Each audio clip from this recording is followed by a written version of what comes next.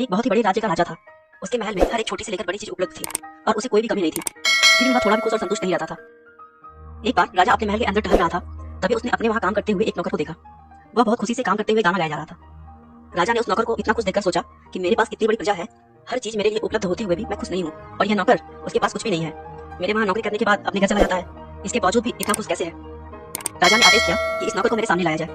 नौकर डरता हुआ राजा के पास आया और हाथ जोड़कर खड़ा हो गया। राजा ने उसे डरा हुआ देखकर कहा कि डरो मत, तुमसे कोई गलती नहीं हुई है। मैं बस एक प्रश्न का तुमसे उत्तर चाहता हूँ कि तुम्हारे पास धन जायदाद न होने के बाद भी तुम इतने खुश कैसे हो।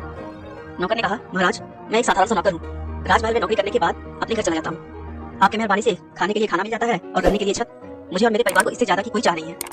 मगर नौकर के जवाब से राजा को संतुष्टि नहीं मिल रही थी।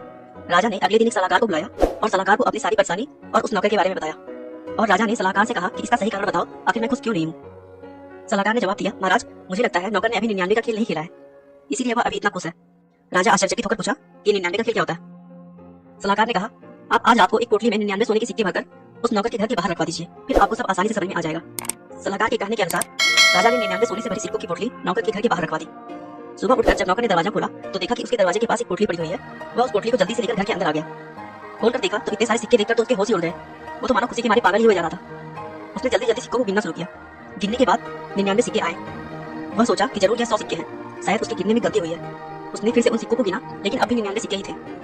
वो मन ही मन सोचने लगा कि जरूर इस पोटली में 100 सिक्के रहे होंगे और एक सिक्का कहीं गिर गया है। ऐसा सोचने के बाद वो काम पे नहीं गया और पूरे दिन उस सिक्के को खोजा। फिर रात में घर आया तो सोचा कि वो 100 सिक्के पूरे करके रहेगा, भले ही वह उसे मेहनत करके कमाना पड़े। उस दिन के बाद से वह बहुत मेहनत करने लगा और अपने परिवार वालों को भी काम में सहयोग के लिए करता, ताकि 100 सिक्के जल्दी से पूरा हो जाए। उस दिन के बाद से नौकर बुरी तरह बदल गया था। वो और उसके परिवार वाले बस 100 सिक्के पूरे करने के लिए मेहनत करते। रात को वो ठीक से सो नहीं पाते थे, इस सोच में कि वो कल क्या करें कि ज्यादा पैसे कमा सके। राजा उस पर निगरानी रखे हुए था। उस नौकर के व्यवहार में इतना फर्क देखकर वह राजा बहुत ही आश्चर्यचकित था। राजा ने सलाहकार को बुलवाकर पूछा कि आखिर नौकर में इतना परिवर्तन आया कैसे, इसका कारण क्या है। सलाहकार ने अपनी बात को आगे बढ़ाते हुए कहा, यह है 99 का खेल का मतलब। लोग 99 को 100 करने के चक्कर में अपने आज को नष्ट कर देते हैं। हर समय और ज्यादा मेहनत करके, नींद और भूख प्यास खत्म करके और ज्यादा कमाने की कोशिश करने लगते हैं और हमेशा यही सोचते हैं कि मुझे इतना सा और मिल जाए फिर मैं बहुत खुश रहूंगा, और कभी भी खुश और संतुष्ट नहीं हो पाते। राजा को अपना उत्तर मिल चुका था। राजा ने 1000 अशर्फियों से उस सलाहकार को पुरस्कृत किया।